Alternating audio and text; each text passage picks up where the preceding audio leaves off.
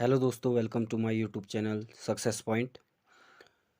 दोस्तों, आज हम डिस्कस करेंगे उत्तराखंड के इतिहास में गढ़वाल के परमार वंश के बारे में। तो उम्मीद करता हूँ आप लोगों को वीडियो पसंद आएगी। दोस्तों, वीडियो को ज़्यादा से ज़्यादा सब्सक्राइब करें, लाइक करें, कमेंट करें और शेयर करें। तो आइए दोस्तों, वीडियो शुरू करते हैं। सबसे पहले हम डिस्कस करेंगे गढ़वाल के परमार वंश में कनकपाल के बारे में। दोस्तों, जो परमार वंश में सबसे पहले राजा रहे, शासक रहे, वो कनकपाल रहे। कनकपाल को ही पवार वंश का संस्थापक माना जाता है। कनकपाल धार नगरी गुजरात से आए थे। कनकपाल ने कत्यूरी शासक भानु प्रताप की पुत्री से विवाह करके 888 ईस्वी में चांदपुरगढ़ में पवार वंश की स्थापना की थी। कनकपाल को ही पवार वंश का आदि पुरुष भी कहा जाता है। पवार वंश में 888 से 1949 तक कुल 60 राजा रहे। 60 राजाओं में जो 60 राजाओं की जो सूची मिलती है हमें, वंशावली जो 60 राजाओं की सूची है, वो मुख्यतः 4 सूची है दोस्तों। उसमें जो सबसे इम्पोर्टेंट जो मुख्य सूची मानी जाती है वो विकेट की सूची मानी जाती है 1849 की। कनकपाल ने चाँदपुरगढ़ चमोली में कूनपुर गढ़ में एक किला बनाया था। कनकपाल के बाद दोस्तों जितने भी राजा आते हैं, कनकपाल के बाद और जितने भी राजा रहे हैं, उनके बारे में उतना पुख्ते प्रमाण नहीं मिले हैं। तो उनके बारे में हम ज़्यादा डिस्कस करते नहीं हैं और पेपर के लिहाज से भी वो उतने इम्पोर्टेंट है नहीं, तो हम ज़्यादा उनको पढ़ते नहीं हैं। कनकपाल के बाद हम 24वें नंबर के जो राजा रहे हैं सोनपाल, उनके बारे में डिस्कस करते हैं। दोस्तों, सोनपाल ने खस राजाओं को हराया था और खस राजा इसके अधीन थे सोनपाल के। सोनपाल ने अपनी राजधानी को चाँदपुरगढ़ से शिफ्ट करके भिलंग घाटी लेके गया था दोस्तों। दोस्तों, सोनपाल के टाइम पे पवार वंश 2 भागों में बँट गया था। कुछ चाँदपुरगढ़ में और कुछ भिलंग घाटी में शासन कर रहे थे। जो लोग भिलंग घाटी पे शासन कर रहे थे, उन लोगों को सोनवंशी कहा जाता था और भिलंग घाटी को सोनी भिलंग के नाम से या सोनी भिलंग घाटी के नाम से जाना जाता था। सोनपाल को कनकपाल का पूर्ववर्ती शासक भी कहा जाता है। सोनपाल के बाद दोस्तों 28वें नंबर के राजा लखनदेव या लक्षणदेव। दोस्तों, ये पहले ऐसे शासक थे जिन्होंने अपने नाम की मुद्रा छापी थी। लखनदेव या लक्षणदेव दोस्तों भिलंग घाटी के स्वतंत्र शासक थे या सोनवंशी के स्वतंत्र शासक थे। जो सोनपाल के बाद जो सोनवंशी भिलंग घाटी में राज कर रहे थे, उनके स्वतंत्र शासक थे। इन्होंने अपने नाम की मुद्रा छापी थी और आज भी इनकी मुद्रा पुराना दरबार संग्रहालय में रखी गई है। लखनदेव के बाद 29वें नंबर के राजा अनंतपाल आते हैं। अनंतपाल का एक अभिलेख प्राप्त होता है हमें, धारशिल अभिलेख। धारशिल अभिलेख में दोस्तों जो धारशिल अभिलेख से जो हमें पता चलता है, जो भिलंग घाटी में जिन जिन राजाओं ने अपनी राजधानी शिफ्ट की थी, भिलंग घाटी को अपनी राजधानी बनाई थी या राजधानी शिफ्ट करने का, स्थानांतरित करने का, उसके बारे में हमें धारशिल अभिलेख से पता चलता है। अनंतपाल के बाद दोस्तों 32वें नंबर के राजा रहे जयराम पाल। जयराम पाल अंतिम राजा रहे जिन्होंने भिलंग घाटी पे शासन किया। भिलंग घाटी पे भिलंग भिलंग घाटी उनकी राजधानी रही है। जयराम पाल के अंतिम ऐसे शासक रहे। उसके बाद आते हैं 33वें नंबर के राजा आसल देव। आसल देव जिन्होंने अपनी राजधानी भिलंग घाटी से शिफ्ट करके वापस से चाँदपुरगढ़ चमोली में आ गए थे। उसके बाद दोस्तों 34वें नंबर के राजा आते हैं जगतपाल। जगतपाल का जो हमें जगतपाल के बारे में जो पता चलता है, देवप्रयाग के रघुनाथ मंदिर से पवार वंश का सबसे पुराना अभिलेख है दोस्तों, प्राचीनतम अभिलेख है। वहाँ से जगतपाल के बारे में पता चलता है। जगतपाल को दोस्तों उस अभिलेख में जो रघुनाथ मंदिर से प्राप्त हुआ है, जगतपाल को उस अभिलेख में रजबार कहा गया है दोस्तों। जगतपाल के बाद हम डिस्कस करते हैं 37वें नंबर के राजा अजयपाल रहे। दोस्तों, कुछ इतिहासकार अजयपाल को पवार वंश का संस्थापक मानते हैं, लेकिन अगर हम वंशावली को देखें तो वंशावली के हिसाब से कनकपाल ही जो पवार वंश के संस्थापक रहे हैं। अजयपाल दोस्तों 37वें नंबर के राजा आते हैं वंशावली के हिसाब से। तो इसलिए कहा नहीं जा सकता कि अजयपाल ही पवार वंश के संस्थापक हैं। इसलिए हम आयु के हिसाब से ही कनकपाल को संस्थापक मानेंगे। अजयपाल दोस्तों जो 36वें राजा थे पवार वंश के, आनंदपाल के पुत्र थे। 1491 में कीर्तिचंद ने, चंद वंश के जो राजा थे कीर्तिचंद, उन्होंने उनके साथ युद्ध किया था दोस्तों अजयपाल ने, तो हार गए थे उस युद्ध में अजयपाल। अजयपाल एकमात्र ऐसे शासक है जिन्होंने 52 गढ़ जीते थे। अजयपाल सिकंदर लोदी के समकालीन थे। दिल्ली में उस समय सिकंदर लोदी वंश का लोदी वंश चल रहा था दिल्ली में, और गढ़वाल में पवार वंश और कुमाऊं में चंद वंश चल रहा था। तो सिकंदर लोदी के समकालीन थे अजयपाल। दोस्तों अजयपाल ने एक मापने की एक मापने के लिए, जैसे कोई सामान वगैरह मापने के लिए एक चीज मापन लागू किया था। धूली पाथा बोलते हैं दोस्तों इसको, या धर्म पाथा भी बोलते हैं। ये 2 केजी का था ये धूली पाथा या धर्म पाथा। 1512 में राजधानी जो है अजयपाल ने चाँदपुरगढ़ चमोली से स्थानांतरित करके देवलगढ़ लेके आ गए थे दोस्तों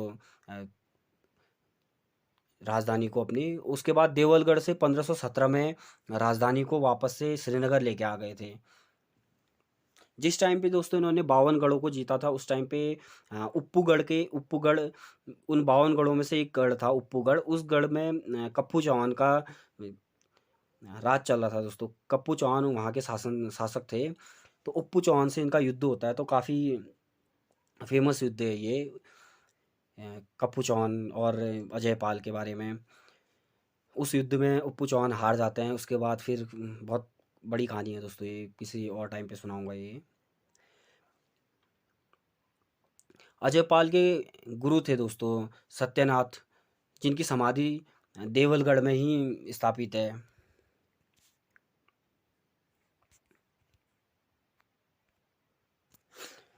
दोस्तों अजयपाल ने ही जात पात व्यवस्था ख़त्म की थी। इन्होंने सरोला ब्राह्मणों की नियुक्ति की थी दोस्तों। सरोला ब्राह्मण जो सबसे ऊपर के ब्राह्मण माने जाते हैं, सरोला ब्राह्मण, तो इन्होंने सरोला ब्राह्मण की नियुक्ति की थी। सांवरी ग्रंथ में अजयपाल को आदिनाथ कहा गया है दोस्तों। कवि बृहत जो थे, जिन्होंने मानवोदय काव्य की रचना की थी, अजयपाल की तुलना इन्होंने मानवोदय काव्य में कवि बृहत ने कुबेर, कृष्ण, इंद्र, युधिष्ठिर, भीम से की है दोस्तों। अजयपाल को गढ़वाल का नेपोलियन, अशोक, बिस्मार्क, दुर्योधन कहा जाता है। गोरखपंथ अपनाया था दोस्तों इन्होंने, काफ़ी युद्ध देख लिया था। उसके बाद फिर जैसे अशोक ने कलिंग युद्ध के बाद बौद्ध धर्म अपनाया था, वैसे ही इन्होंने युद्धों के बाद गोरखनाथ पंथ अपनाया था दोस्तों। अजयपाल को ही एक छत्र सम्राट भी कहा जाता है। अजयपाल के बाद दोस्तों हम डिस्कस करेंगे 38वें नंबर के बारे में, कल्याणपाल। दोस्तों ये एकमात्र ऐसे शासक रहे हैं जिन्होंने स्वयं ही खुद ही था की उपाधि धारण की थी। वंशावली में इसके बारे में जिक्र है दोस्तों कि इन्होंने खुद ही शाह की उपाधि धारण की थी दोस्तों। ये अजयपाल के पुत्र थे कल्याणपाल। वैसे ही आयोग जो है शाह की उपाधि जो लोधी वंश ने दी थी, शाह की उपाधि, वे बलभद्र शाह को मानते हैं। अभी आगे डिस्कस करेंगे उसके बारे में, शाह की उपाधि किसने धारण की थी। लेकिन कल्याणपाल ने खुद ही जो है शाह की उपाधि धारण की थी। कल्याणपाल के बाद 42वें नंबर के राजा आते हैं सहजपाल। सहजपाल दोस्तों अकबर के समकालीन थे। दिल्ली पे अकबर शासन कर रहे थे और गढ़वाल पे पवार वंश में सहजपाल।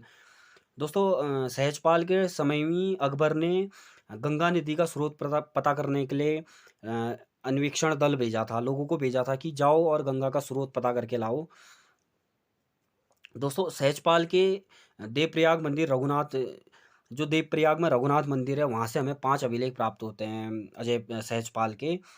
मानवोदय काव्य में जो कवि भरत का मानवोदय काव्य है, सहजपाल को राजनीतिक चतुर व संग्राम में शत्रु को संताप देने में बहुत ही एक तरह से कह लो दोस्तों कि अगर संग्राम भी होता है तो उस टाइम पे ये बहुत ही ईज़िली से जो उनके शत्रु होते हैं, उनको बहुत ही ईज़िली तरीके से हैंडल कर लेते हैं सहजपाल। क्योंकि अब अकबर दिल्ली में शासन कर रहे थे और गढ़वाल पे सहजपाल शासन कर रहे थे, और अकबर ने उत्तराखंड में लोगों को गंगा का स्रोत पता करने के लिए भेजा, अन्वेषण दल भेजा, और हरिद्वार में जाके सहजपाल ने उन उस दल को रोक दिया था दोस्तों। उसके बावजूद भी अकबर ने सहजपाल पर आक्रमण नहीं किया। तो आप सोच सकते हैं कि किस तरह के राजा रहे होंगे, कितने चतुर राजा रहे होंगे सहजपाल। दोस्तों, और गढ़वाल राजवंशावली में जो सहजपाल के बारे में लिखा गया है, वीर गुणज सुखद प्रज्ञा कहा गया है इनको। और अकबर के समकालीन तो थे ये, और लेकिन कुमाऊँ में भी शासन चल रहा था, तो उस समय कुमाऊँ में कल्याण चंद्र व रुद्रचंद्र का शासन चल रहा था, तो ये उनके भी समकालीन थे सहजपाल। सहजपाल के बाद दोस्तों 43वें नंबर के राजा आते हैं बलभद्र पाल या शाह। दोस्तों, पेपर के लिहाजे से ये बहुत ही इम्पोर्टेंट हैं बलभद्र शाह या पाल। शाह की उपाधि जो थी इनको लोधी वंश के संस्थापक ने दी थी, लेकिन एग्जैक्ट पता नहीं है कि किसने दी थी ये। बस कहा जाता है कि लोधी वंश ने दी थी। दोस्तों, बलभद्र शाह के टाइम पे ही राजदूत भेजने की प्रथा शुरू हो गई थी। अकबरनामा में बलभद्र शाह को राम शाह या बलराम शाह इनके नाम का उल्लेख है। बलभद्र शाह को अकबरनामा में राम शाह और बलभद्र शाह के नाम से जाना जाता है। दोस्तों, बलभद्र शाह व रुद्रचंद के बीच में ग्वालदम या बधाणगढ़ का युद्ध हुआ था, जिसमें रुद्रचंद का सेनापति पुरुषोत्तम पंत मारा जाता है। इसी युद्ध के बाद दोस्तों बलभद्र शाह ने बहादुर शाह की उपाधि धारण की थी।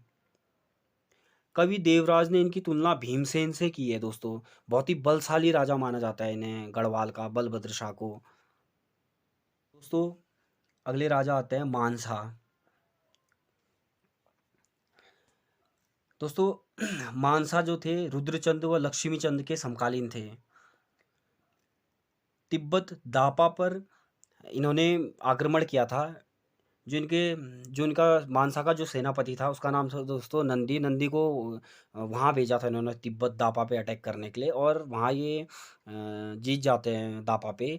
उस समय जो तिब्बत का जो राजा था काकवा मोर था दोस्तों, उसको पराजित करके तिब्बत पे अटैक करके काकवा मोर जो शासन कर रहा था वहाँ तिब्बत पे दापा पे, तो वो हार गया था वहाँ।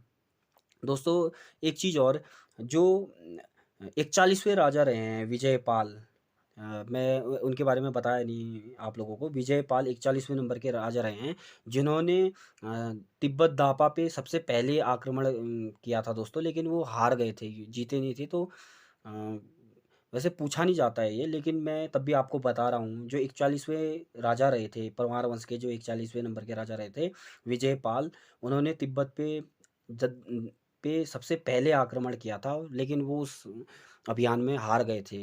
इसलिए मानसा पहले ऐसे अ, शासक हैं पवार वंश के, जिन्होंने तिब्बत दापा पे आक्रमण किया था और जीत लिया था दोस्तों। उससे पहले जितने भी राजा थे वे सभी वहाँ के स्वतंत्र ना होकर उनको टैक्स देते थे, लेकिन उसके बाद मानसा के बाद फिर जब अटैक हुआ तिब्बत दापा पे, तो फिर टैक्स देना बंद हो गया था। तो स्वतंत्र शासक थे पवार वंश के मानसा। दोस्तों, इन्हीं के टाइम पे लक्ष्मीचंद ने 7 बार असफल आक्रमण किया दोस्तों मानसा पे। गढ़वाल में कुमाऊँ पे लक्ष्मीचंद और गढ़वाल पे मानसा शासन कर रहे थे। तो लक्ष्मीचंद ने दोस्तों 7 बार आक्रमण किया था मानसा के ऊपर, 7 बार। लेकिन सातों के सातों बार लक्ष्मीचंद असफल रहे, हार गए थे मानसा से। लेकिन जब 8वां प्रयास किया उन्होंने, तो उस प्रयास में दोस्तों लक्ष्मीचंद जीत जाते हैं। मानसा के जो सेनापति थे खतड़ सिंह, उससे उनको मार देते हैं। इसी वजह से लक्ष्मीचंद जब मानसा के सेनापति मर जाते हैं खतड़ सिंह, उनको मार दिया जाता है, तो उसी वजह से कुमाऊँ में खतड़वा त्योहार मनाया जाता है दोस्तों। मानसा के दरबारी कवि कवि भरत थे, जिन्होंने दोस्तों मानवोदय काव्य की रचना की थी। कवि भरत को जहांगीर ने दोस्तों, जहांगीर कहा जाता है कि जहांगीर के दरबार में भी कवि भरत थे, तो यही कवि भरत थे। कवि भरत को जहांगीर ने दोस्तों ज्योतिक राय की उपाधि दी थी। दोस्तों मानसा ने अलकनंदा नदी के किनारे मानपुर नगर बसाया था, जो श्रीनगर में है। मानवोदय काव्य में मानसा को राजा बलि कहा गया है दोस्तों। राजा बलि से इनकी तुलना की गई है। मानवोदय काव्य में कवि कवि भरत का जो काव्य है, मानवोदय काव्य, उसमें राजा बलि से मानसा की तुलना की गई है। उसके बाद मानसा के बाद 45वें नंबर के राजा आते हैं श्याम शाह।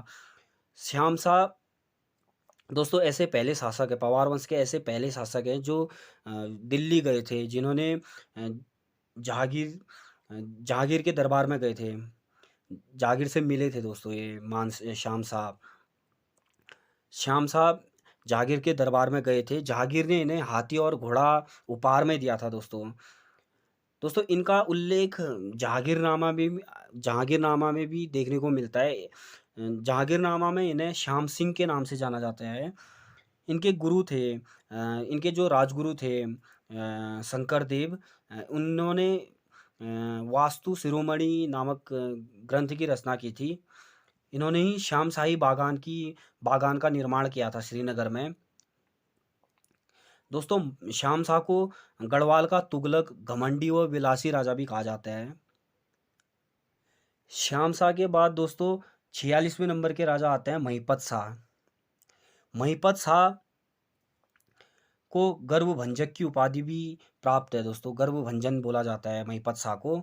इनके जो प्रमुख सेनापति हैं लोधी रिखोला, जिन्हें गढ़वाल का रखवाला कहा जाता है, माधव सिंह भंडारी, गर्वभंजक बोला जाता है, और बनवारी दास, जिन्हें बहुत बुद्धिमान माना जाता था दोस्तों। दोस्तों एक चीज़ और, महिपत शाह को गर्वभंजन व माधव सिंह भंडारी को गर्वभंजक की उपाधि प्राप्त है। दोस्तों इन्होंने महिपत शाह ने 3 बार दापा पे आक्रमण किया था। लोधी रिखोला के जो लोधी रिखोला थे, इनके जो सेनापति थे, उनके साथ। दोस्तों इन्होंने रोटी सूची प्रथा की शुरुआत की थी। जब इन्होंने तिब्बत पे अटैक किया था 3 बार, तो रोटी सूची प्रथा वहीं शुरू हुई थी दोस्तों, कि रोटी को शुद्ध माना जाएगा। अब जो सिरोला ब्राह्मण थे, वे जो सिरोला ब्राह्मण, अजय पाल ने जो सिरोला ब्राह्मण की नियुक्ति की थी। अब जो सिरोला ब्राह्मण थे दोस्तों, वो खाना जब पकाते थे, तो जब बनाते थे, उस टाइम पे क्या करते थे वो लोग, जैसे खाना बनाते थे तो धोती पहन के बनाते थे। अब दापा तिब्बत में तो बहुत ज़्यादा ठंड है, तो कैसे बनाते, तो उस वजह से वहाँ काफ़ी सिरोला ब्राह्मणों की मृत्यु होने लग गई, मरने लग गए। तो इन्होंने एक प्रथा चलाई जिसे रोटी सूची प्रथा कहा जाता है। उस प्रथा में दोस्तों रोटी को शुद्ध माना जाता था, उस रोटी को कोई भी बना सकता था। मौलाराम ने महिपत शाह को महाप्रचंड भुजदंड कहा गया है दोस्तों। दोस्तों इन्होंने कुमाऊं के युद्ध में, जो कोसी का युद्ध हुआ था, उस युद्ध में बलिदान दिया था। इनको वीरगति प्राप्त हो गई थी कोसी युद्ध में महिपत शाह को। महिपत शाह के बाद दोस्तों अब हम बात करेंगे पृथ्वीपति शाह के बारे में, जो 47वें नंबर के राजा थे पृथ्वीपति शाह। पृथ्वीपति शाह जब गद्दी पे बैठे, उस टाइम पे ये बहुत छोटे थे, तो इनका जो संरक्षण किया था रानी कर्णावती ने किया था 1635 से 1640 तक। दोस्तों जब पृथ्वीपति शाह गद्दी पे बैठे, अब शाहजहाँ को पता चला, तो इन्होंने अपने सेनापति नवजात खां को भेजा और गढ़वाल पे अटैक किया। तो रानी कर्णावती ने बहुत ही सूझबूझ के साथ उन सैनिकों का विद्रोह किया। इन्होंने क्या किया दोस्तों, रानी कर्णावती ने उन सैनिकों के नाक और कान कटवा दिए, जिस वजह से इन्हें रानी कर्णावती को नक्कटी रानी के नाम से भी जाने लगा। रानी कर्णावती ने दोस्तों देहरादून में राजपुर नहर और करणपुर शहर बसाया था देहरादून में। दोस्तों जो महिपत शाह के सेनापति थे माधव सिंह भंडारी, उनकी मृत्यु तुमुल के युद्ध में, जिसे छोटा चीनी युद्ध भी कहा जाता है, उस युद्ध में हो गई थी।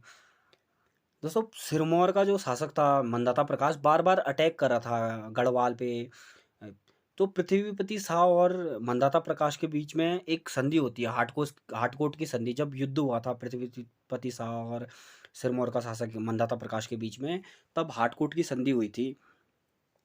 पृथ्वीपति शाह के टाइम पे गढ़वाली चित्रकला की शुरुआत हो गई थी दोस्तों, क्योंकि जब सुलेमान सिको गढ़वाल आया था तो अपने साथ चित्रकार भी लेके आया था, तो उस टाइम पे गढ़वाली चित्रकला की एक तरह से कह सकते हैं कि शुरुआत हो गई थी पृथ्वीपति शाह के टाइम पे। पृथ्वीपति शाह ने सुलेमान सिको को अपने यहाँ शरण दी थी दोस्तों, क्योंकि औरंगजेब वहाँ गद्दी पे बैठ गया था और औरंगजेब शाहजहाँ के जितने भी वंशज थे उनको पकड़ पकड़ के मार रहा था। इसलिए सुलेमान सिको वहाँ से भाग के, दिल्ली से भाग के गढ़वाल आ गए थे और पृथ्वीपति शाह ने उन्हें शरण दी थी। लेकिन जो इनके पुत्र थे, पृथ्वीपति शाह के पुत्र थे दोस्तों, मेदिनी शाह ने क्या किया, सुलेमान सिको को पकड़ के औरंगजेब को सौंप दिया, जिस वजह से पृथ्वीपति शाह ने उन्हें देश निकाला दे दिया था, मेदिनी शाह को। उसके बाद बोला जाता है कि बाद में ये दिल्ली चले गए थे और दिल्ली में इनकी मृत्यु हो जाती है। उसके बाद कि औरंगज़ेब ने फिर पृथ्वीपति शाह को एक पत्र लिखा और बताया कि आपके पुत्र की मृत्यु हो गई है। पृथ्वीपति शाह के बाद दोस्तों अब हम पढ़ेंगे फतेह शाह। फतेह शाह 48वें नंबर के शासक थे दोस्तों। पृथ्वीपति शाह थे दोस्तों, अब मेदिनी शाह अपने पुत्र को तो देश निकाला दे दिया, लेकिन मेदिनी शाह के जो पुत्र थे, मेदिनी शाह का जो पुत्र था फतेहपति शाह, उसको गद्दी पे बैठा दिया पृथ्वीपति शाह ने अपने रहते हुए। क्यों? पृथ्वीपति शाह तो राज कर रहे थे, लेकिन मेदिनी शाह को देश निकाल अपने पुत्र मेदिनी शाह को देश निकाला दे दिया था। जो उनका पौत्र था, जो मेदिनी शाह का पुत्र था फतेहपति शाह, उसको गद्दी पे बैठा दिया। ठीक है दोस्तों। उसके बाद दोस्तों 1668 में पृथ्वीपति शाह ने इनका संरक्षण किया, फतेह शाह का।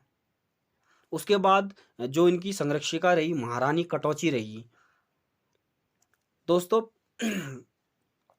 फतेह शाह के दरबार में दरबारी कवि थे मतीराम। इन्होंने फतेहपति शाह की तुलना शिवाजी से की है दोस्तों। फतेहपति शाह के टाइम पीरियड को, जो इनका कार्यकाल था, गढ़वाल का स्वर्णकाल कहा जाता है। कवि भूषण ने फतेह प्रकाश की रचना की है। इनके कवि थे, दरबारी कवि थे कवि भूषण, तो उन्होंने फतेह प्रकाश की रचना की है। उसमें फतेहपति शाह को सील का सागर, हिंदुओं का रक्षक, उदंडों को दंड देने वाला कहा गया है दोस्तों। कई बार पेपरों में क्वेश्चन बनता है, जैसे कि कवि भूषण ने फतेह प्रकाश में फतेहपति शाह को क्या कहा गया है, तो सील का सागर, हिंदुओं का रक्षक या उद्दंडों को दंड देने वाला शासक कहा गया है दोस्तों। ये फतेहपति शाह नागपंथ के अनुयायी थे। जैसे इनके दरबार में 9 रत्न, अकबर के दरबार में 9 रत्न और चंद्रगुप्त के दरबार में भी 9 रत्न, तो वैसे ही फतेहपति शाह के दरबार में भी 9 रत्न रखते थे दोस्तों ये। इसलिए इनके टाइम पीरियड को गढ़वाल का स्वर्ण काल व शिवाजी से इनकी तुलना कर रखी है मतीराम ने। इनके दरबार में प्रसिद्ध चित्रकार थे किहरदास व श्यामदास। फतेहपति शाह ने गुरु राम राय को 3 गांव दान में दिए थे दोस्तों, गुरुद्वारा बनाने के लिए, खुड़बुड़ा, राजपुरा और चामासारी। इनका युद्ध होता है दोस्तों गुरु गोविंद के साथ, भंगाड़ी का युद्ध, गुरु गोविंद व फतेहपति शाह के बीच में भंगाड़ी का युद्ध बोला जाता है। इनकी मुद्रा प्राप्त होती है दोस्तों, अष्टकोणी मुद्रा इनके टाइम पे चल रही थी उस टाइम पे। इनका एक चित्र भी मिलता है घोड़े पे बैठा हुआ, जैसे शिवाजी का मिलता है, गुरु गोविंद जी का मिलता है, वैसे ही फतेहपति शाह का भी एक चित्र है, घोड़े पे बैठे हैं उस चित्र में। उसके बाद फतेहपति शाह के बाद दोस्तों प्रदीप शाह, जो 91वें नंबर के राजा हैं प्रदीप शाह, वो गद्दी पे बैठते हैं दोस्तों। जो प्रदीप शाह हैं ये दिलीप शाह के पुत्र थे, जो 50वें राजा रहे हैं दिलीप शाह। अब फतेहपति शाह तो 48वें रहे, लेकिन 50वें नंबर के राजा दिलीप शाह रहे। दिलीप शाह जो थे पिता थे प्रदीप शाह के। इनकी जो संरक्षिका रही कनक देवी थी दोस्तों। इन कनक देवी के टाइम पीरियड को गढ़वाल का काला काल या ब्लैक पीरियड कहा जाता है। चंद शासक जो थे कल्याण चंद दोस्तों, इन्होंने प्रदीप शाह की प्रदीप शाह ने रक्षा की थी चंद की रोहिलों से। जब कुमाऊं में चंद रोहिलों का अटैक हुआ तो प्रदीप शाह ने ही इनकी मदद की थी। दोस्तों फतेहपति शाह ने 3 गांव दान किए थे गुरुद्वारा बनाने के लिए, और प्रदीप शाह ने ही गुरुद्वारा बनाने के लिए 4 गांव दान किए थे, धामूवाला, पंडितवाड़ी, मियांवाला और भूपतवाला। दोस्तों गढ़वाल और कुमाऊं दोनों के बीच 1773 के बीच में दूनागिरी का युद्ध रोहिलों के खिलाफ होता है। रोहिला अटैक कर देते हैं, तो उस समय गढ़वाली सेना और कुमाऊनी सेना दोनों मिलके रोहिलों के खिलाफ युद्ध करते हैं, जिसे दूनागिरी का युद्ध कहा जाता है 1773 में। दोस्तों पृथ्वीपति शाह के एक दरबारी कवि थे जिनका नाम मेघाकर शर्मा था। इन्होंने रामायण प्रदीप की रचना की थी। प्रदीप शाह के बाद 52वें राजा ललित शाह बैठते हैं दोस्तों। ललित शाह जब गद्दी पे बैठे तो उस समय सिख जो थे दोस्तों बार बार अटैक कर रहे थे। 1775 से 1778 तक सिखों ने अटैक किया था।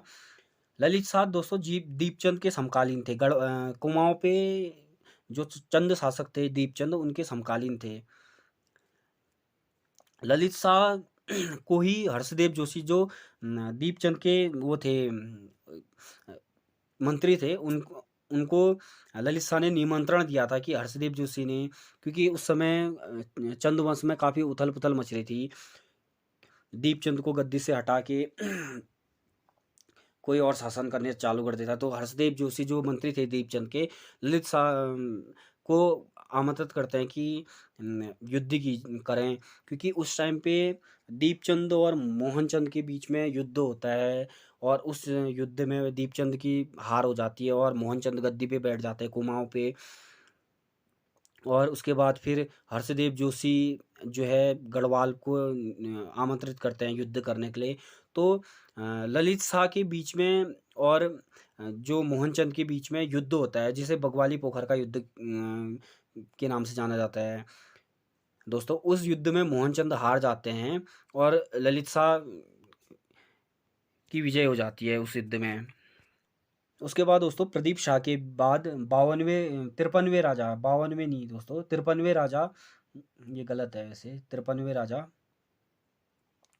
जो पवार वंश के राजा रहे, 53वें राजा जयकृत शाह रहे दोस्तों। अब ललित शाह के 4 पुत्र थे। जो सबसे बड़े थे जयकृत शाह, वो गढ़वाल की गद्दी पे बैठ गए, क्योंकि ललित शाह की मृत्यु हो गई थी मलेरिया से जब वो आ रहे थे। तो जयकृत शाह के टाइम पे भी सिख काफ़ी अटैक कर रहे थे गढ़वाल पे। तो इन्होंने जयकृत शाह ने राखी कर की शुरुआत की थी दोस्तों, कि हम जो सिख हैं उनको राखी कर देंगे करके। अब दोस्तों यहाँ क्या होता है, ललित शाह कुमाऊं तो जीत गए, वो कुमाऊं पे अपने पुत्र को गद्दी पे बैठा देते हैं, प्रद्युमन शाह को, क्योंकि ललित शाह के 4 पुत्र थे, प्रद्युमन शाह और जयकृत शाह। जो सबसे बड़े थे जयकृत शाह, वो उनको गढ़वाल की गद्दी सौंप देते हैं, और प्रद्युमन शाह को कुमाऊं की गद्दी सौंप देते हैं। तो यहाँ क्या होता है दोस्तों कि 1785 में प्रद्युमन शाह और पराक्रम शाह है। प्रद्युमन शाह और पराक्रम शाह दोस्तों ये दोनों सके भाई थे, और जयकृत और प्रीतम शाह जो थे ये सगे भाई थे। तो प्रद्युमन शाह और पराक्रम शाह मिलकर जयकृत शाह के खिलाफ दोस्तों षड्यंत्र रचते रहते हैं। तो 1785 में जो प्रद्युमन शाह पराक्रम शाह है दोस्तों, जयकृत के साथ में इनका युद्ध होता है। जगत प्रकाश के साथ, जो सिरमौर के शासक थे, उनके साथ में कपरौली का युद्ध करता है दोस्तों, जो आपस में ही होता है इनके बीच में। उसके बाद इस युद्ध के बाद दोस्तों प्रद्युमन शाह गढ़वाल की गद्दी पे भी बैठ जाते हैं, वो बाद में है थोड़ा। उसके बाद आगे को बढ़ते हैं। मौलाराम को दोस्तों इन्होंने जयकृत शाह ने 60 गांव दान में दिए थे। 1785 में हर्षदेव जोशी ने देवलगढ़ व श्रीनगर पे आक्रमण किया था दोस्तों। जिसे जुशाणी कांड भी कहा जाता है। जयकृत की जो मृत्यु हो जाती है दोस्तों, देवप्रयाग के रघुनाथ मंदिर में हो जाती है इनकी मृत्यु जयकृत की। ठीक है दोस्तों, अब हम जयकृत के बाद पढ़ते हैं प्रद्युम्न शाह, क्योंकि प्रद्युम्न शाह का युद्ध होता है जयकृत शाह से। जब गढ़वाल पे ललित शाह ने प्रद्युम्न शाह को बैठाया, उसके बाद ललित शाह की मृत्यु हो जाती है और जयकृत शाह गढ़वाल की गद्दी पे बैठते हैं।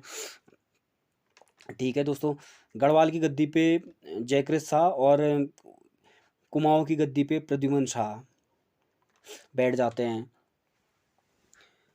और जो युद्ध होता है जयकृत शाह और उनके बीच में आपस में, कपरौली का युद्ध, उस युद्ध में क्या होता है दोस्तों, जयकृत शाह उसके बाद फिर देवप्रयाग वो चले जाते हैं। फिर देवप्रयाग में उनकी रघुनाथ मंदिर में मृत्यु हो जाती है जयकृत की।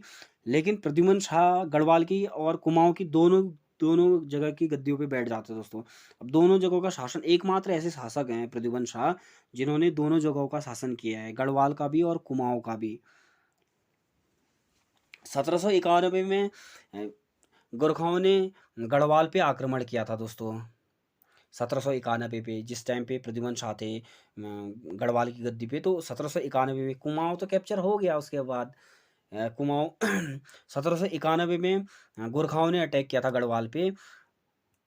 गोरखाओं व प्रद्युम्न शाह के बीच में एक संधि हुई थी, लंगूरगढ़ की संधि, कि बार बार अटैक ना करे करके प्रद्युम्न शाह ने गोरखाओं को सालाना 25,000 रुपये देने की वो की थी, कि लंगूरगढ़ की संधि हुई थी दोस्तों गोरखाओं व प्रद्युम्न शाह के बीच में। 1795 में गढ़वाल में बहुत भीषण अकाल आया, जिसे 51वीं व 52वीं कहा जाता है दोस्तों। और 1803 में गढ़वाल में एक विनाशकारी भूकंप आया, जिससे बहुत तबाही हो गई थी। उस टाइम पे जो गोरखाओं के साथ लंगूरगढ़ की संधि हुई थी 25,000 रुपये सालाना देने की, तो उस टाइम पे ये इतनी क्षति हुई थी। एक तो 1795 में भीषण जो अकाल आया था, और 1803 में भूकंप आ गया था गढ़वाल में, जिस वजह से वो पैसा नहीं दे पाए थे गोरखाओं को। तो उस वजह से गोरखाओं ने दोस्तों 14 मई 1804 में गढ़वाल के खिलाफ युद्ध की घोषणा कर दी थी अमर सिंह थापा के नेतृत्व में। तो प्रद्युम्न शाह और गोरखाओं के बीच में युद्ध होता है दोस्तों, खुड़बुड़ा का युद्ध, जिसमें प्रद्युम्न शाह की वीरगति को प्राप्त कर लेते हैं। मौलाराम ने दोस्तों पेंटिंग बनाई है, चित्र बनाया है। तो प्रद्युम्न शाह और उनकी जो पत्नी है, उनका जो दाम्पत्य चित्र है मौलाराम का बना हुआ। प्रद्युम्न शाह के बाद दोस्तों गद्दी पे बैठते हैं सुदर्शन शाह। सुदर्शन शाह गद्दी पे बैठते हैं। अब प्रद्युम्न शाह की तो मृत्यु हो गई। उसके बाद प्रद्युम्न शाह की मृत्यु होने के बाद दोस्तों, जब गोरखा कैप्चर कर लेते हैं, उसके बाद गोरखाओं का अधीन हो जाता है गढ़वाल पे। तो उसके बाद जब गोरखाओं से सत्ता छीन ली जाती है, जब गोरखाओं के साथ सुगौली की संधि और ये सब चीज़ें हो जाती हैं, तो उसके बाद जब सुदर्शन शाह गद्दी पे बैठते हैं, इनको हम टेरी का पहला, जो टेरी रियासत है उसका पहला शासक कहा जा सकता है सुदर्शन शाह को। यहाँ से टेरी रियासत शुरू हो जाती है दोस्तों, क्योंकि सुदर्शन शाह ने अंग्रेजों से की मदद से गोरखाओं को हराया था। तो सुदर्शन शाह दोस्तों 55वें नंबर के राजा थे। 1814 में जनरल लॉर्ड हेस्टिंगटन से मदद लेके गोरखाओं के खिलाफ अंग्रेजी सेना भेजी थी सुदर्शन शाह ने दोस्तों। गोरखाओं और अंग्रेजों के बीच में संधि होती है, सुगौली की संधि। 1815 में गढ़वाल स्वतंत्र हो गया था दोस्तों। जो गोरखा ने कैप्चर किया था 1815 में, गढ़वाल स्वतंत्र हो गया था गोरखाओं से। उसके बाद दोस्तों 28 दिसंबर 1815 को टेरी रियासत का वो होता है, क्योंकि अंग्रेज़ दोस्तों ऐसा षड्यंत्र रचते हैं कि अब जैसे सुदर्शन शाह से, क्योंकि सुदर्शन शाह अंग्रेज़ों की मदद लेता है, लेकिन उसके बाद जब सुदर्शन शाह से युद्ध का व्यय मांगा जाता है कि हमने युद्ध किया और उसका हर्जाना, उसका खर्चा दो, तो अब सुदर्शन शाह के पास तो पैसा है नहीं। तो उस वजह से सुदर्शन शाह को एक क्षेत्र दिया जाता है, जिसे टेरी रियासत कहा जा गया था, ये गढ़वाल का कुछ हिस्सा। तो तब 28 दिसंबर 1815 को टेरी रियासत की स्थापना होती है और वहाँ सुदर्शन शाह जो है शासन करते हैं दोस्तों। टेरी रियासत के राजा के रूप में दोस्तों इन्हें जो मान्यता मिली थी 4 मार्च 1820 को मिली थी। सुदर्शन शाह के टाइम पे दोस्तों इन्होंने अपना पहला भू बंदोबस्त कराया था। टेरी रियासत का पहला भू बंदोबस्त 1823 में इन्होंने पहला अपना भू बंदोबस्त कराया था दोस्तों। सुदर्शन शाह ने जो रवाई है दोस्तों, आगे जाके हम रवाई कांड के बारे में पढ़ेंगे। तो रवाई परगना जो टेरी में शामिल कर लिया था 1824 में दोस्तों। के बाद 1848 में टेरी में राजभवन, पुराना दरबार जिसे कहा जाता है दोस्तों, उसका निर्माण कराया था।